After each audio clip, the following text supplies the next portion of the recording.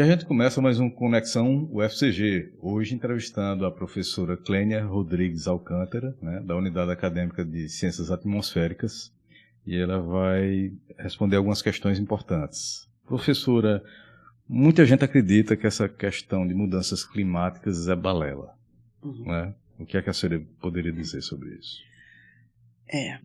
Nós... Já há alguns anos que a gente observa, né, que as pessoas elas entraram num estado de crer ou não crer, né, quase como uma religião às vezes. Isso é muito da política que vinha sendo feita e das distorções em relação às pesquisas científicas. Mas as mudanças climáticas elas estão aí. São milhares de artigos científicos que vêm sendo desenvolvidos e vêm sendo atestado que a situação, vamos dizer assim, do planeta, não só em termos de atmosfera, mas de outras partes, para falar de uma forma mais simples, estão alteradas. Então, elas existem, certo? Existem e a gente consegue sentir na pele essas questões, né? A gente consegue perceber que a temperatura está mais quente, que as chuvas estão diferentes, a gente consegue perceber que a vegetação ela reage de uma forma diferente, os animais também estão sofrendo com algumas dessas alterações. Então é só a gente prestar atenção em coisas do dia a dia, do nosso cotidiano, que acaba sendo impactado de fato. Não precisa nem de dados de laboratórios. Não, nada. você percebe no seu dia a dia, principalmente os mais velhos, que têm uma memória um pouco mais, né, mais maior das situações, eles conseguem reportar. E você sempre ouve uma frase do tipo, antigamente era assim, hoje está diferente. Uma certa linha do tempo. Né? Porque essas pessoas realmente têm a memória dessas questões que vêm sendo alteradas, né? E as mudanças climáticas é uma realidade, e é uma realidade muito preocupante. A gente precisa estar atento. A quem interessa essa desinformação em torno do aquecimento, dessas mudanças climáticas? Olha, eu acho que quem é mais atingido é a população. A quem interessa, aí a gente vai ter que entrar em questões assim que talvez a gente nem consiga explicar, sabe? Mas a população, quanto mais carente, mais ela é atingida. Isso aí...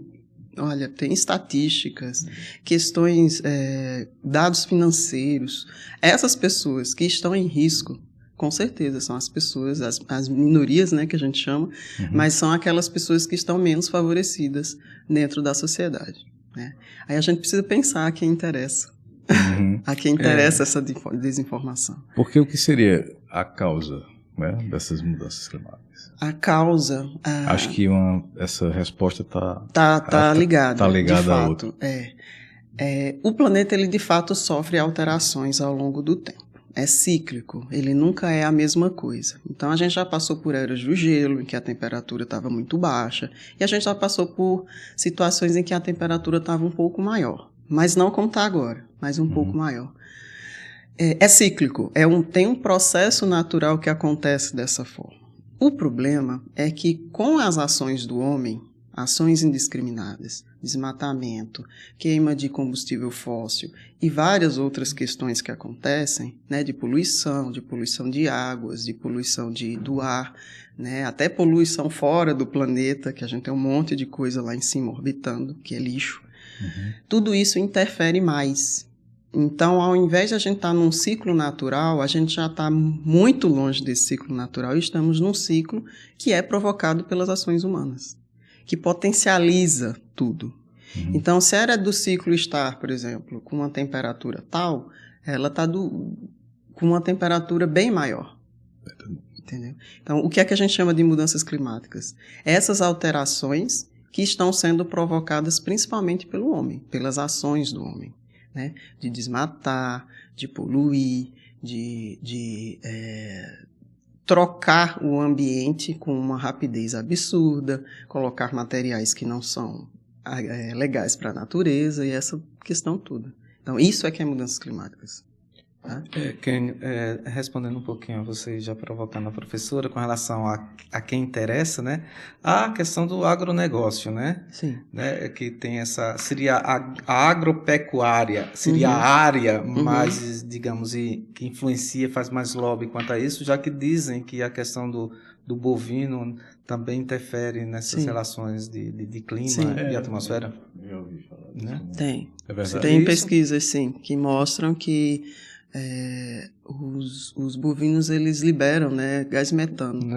Se eu não me engano, é o gás metano. Metano quanto maior a população, estufa, né? Mais aí contribui para o efeito estufa, que é um efeito de aquecimento. No final de tudo que é o efeito estufa, ele contribui para aquecer mais o planeta. Tem pesquisas que mostram isso. Enquanto isso, tem outras questões também que eu acho que talvez sejam mais importantes. Lógico que as coisas vão se somando, né? Mas, por exemplo, o desmatamento talvez seja um dos que mais impactam. E a poluição industrial. Que faz parte desse ciclo agropecuário, né? Que você tudo desmata para o pasto, né? Tudo está interligado e vai se somando. Mas, assim, em termos quantitativos, a indústria, ela polui muito mais, né, do que a questão dos bovinos. O grande problema é que quanto mais, e aí vira um problema, e aí se soma. E aí a gente acaba liberando mais gases do efeito estufa e isso vai se somando, né? Recentemente, né, teve lá no Rio, né, aquela cúpula, né, onde se debateu bastante essa questão climática, a questão ambiental, né? Uma pergunta que sempre surge é: ainda dá tempo de se reverter esse quadro? Dá.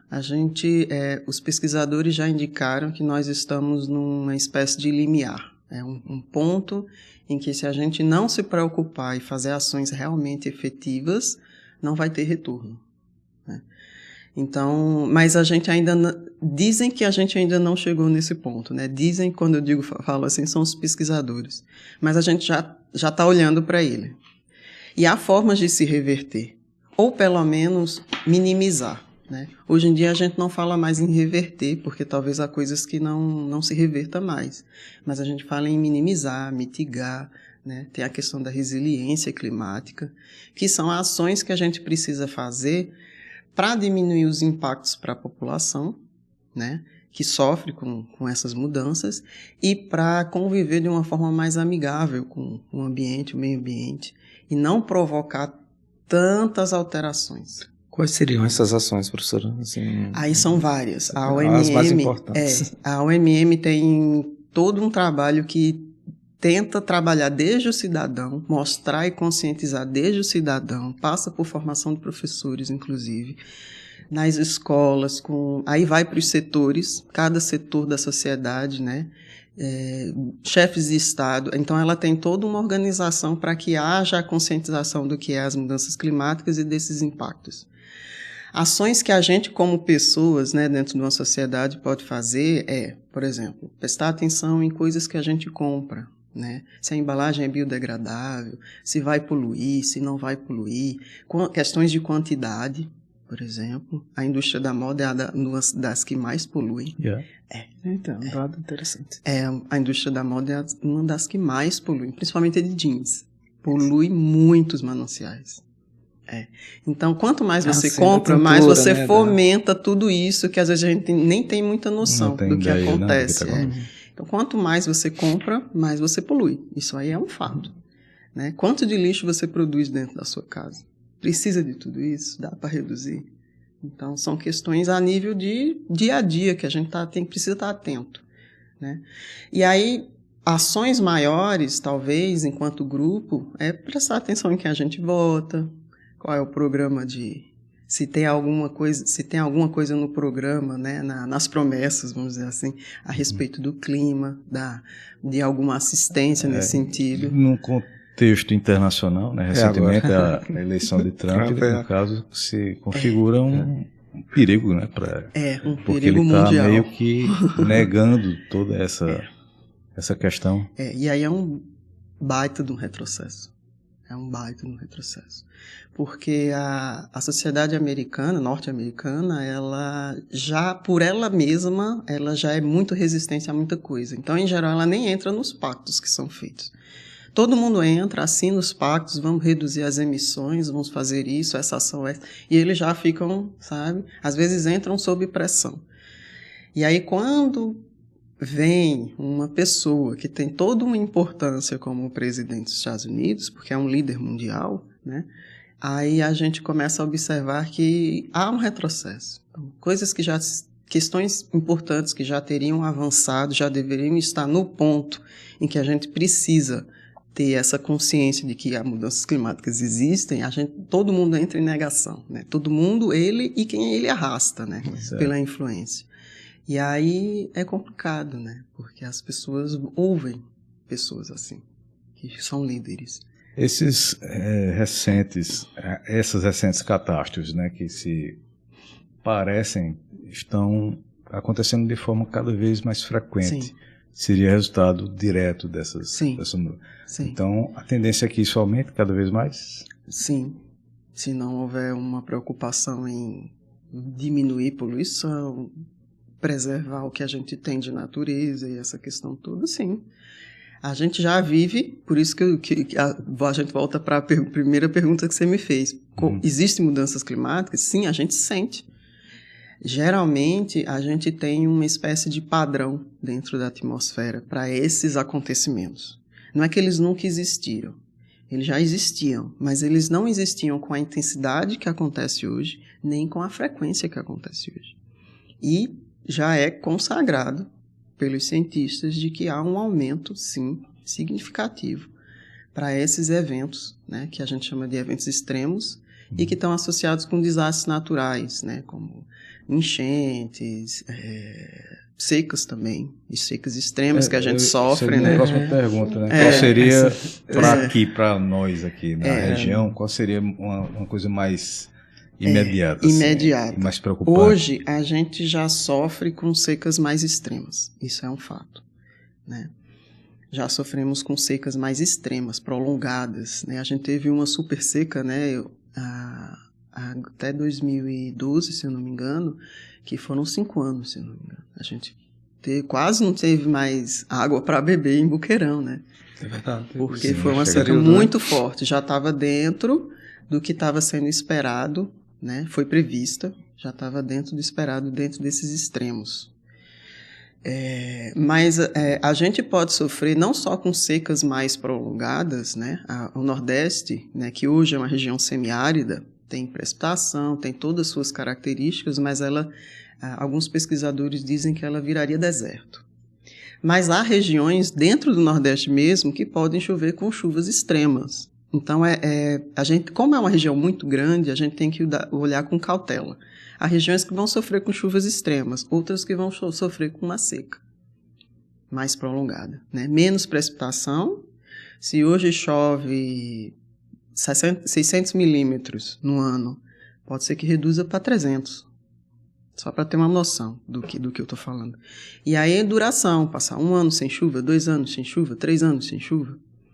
Mas o fato os estudos indicam que vai ter uma diminuição dessa precipitação, que pode ter esse período mais prolongado, mas a gente nunca sabe de fato o que é que vai acontecer. Não tem mais aquela questão daqueles fenômenos tipo El Niño, essa questão interfere em tudo. Interfere muito, né? Porque ele saiu um pouco da mídia, né? Ele vem nesse ciclo, mas... porque ele é cíclico mesmo. Né? Mas aí ele vinha com, digamos, com maiores preocupações. Hoje parece que a sociedade pouco se importa, parece que essa geração, ele se tornou uma coisa bem natural, né? Acho que já foi incorporado ao dia a dia e ao vocabulário das pessoas. Né? Nem se importam tanto com essa repercussão e ter um cuidado maior quanto a atravessar esse período, né? Que tem a previsão, né, do ciclo. Hoje já se sabe que o El Niño e a Laninha, assim como todos os outros fenômenos e sistemas atmosféricos, eles são impactados. Então, eles vão continuar existindo. Como? Aí é a grande questão.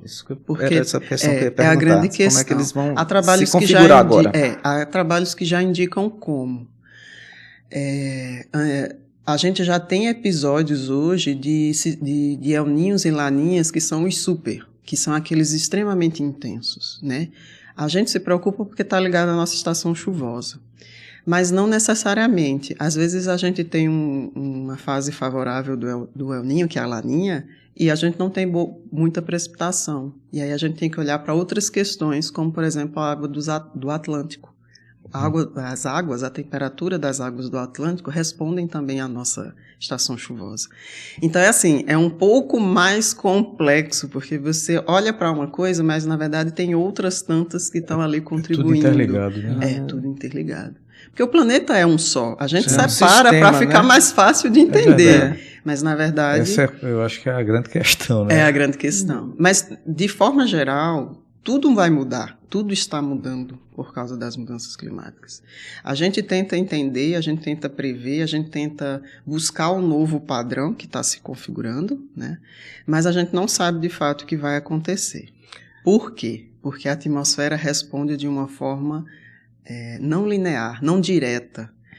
Se eu faço isso, isso aumenta. É só o nosso raciocínio. Na natureza não funciona assim. Não é assim, não é tão simples. Não. Ela vai procurar a forma que ela acha mais eficiente de fazer a melhoria ou a adaptação. Não teria esse risco da gente ter iniciado na era do gelo e terminar na era do fogo, né? Certamente a gente vai chegar em eras diferenciadas, sabe? Porque mas dependendo do movimento planeta... que ajudarmos, da velocidade que a gente põe a gente aos sistemas, né? Aumentando o risco de ser algo natural ou...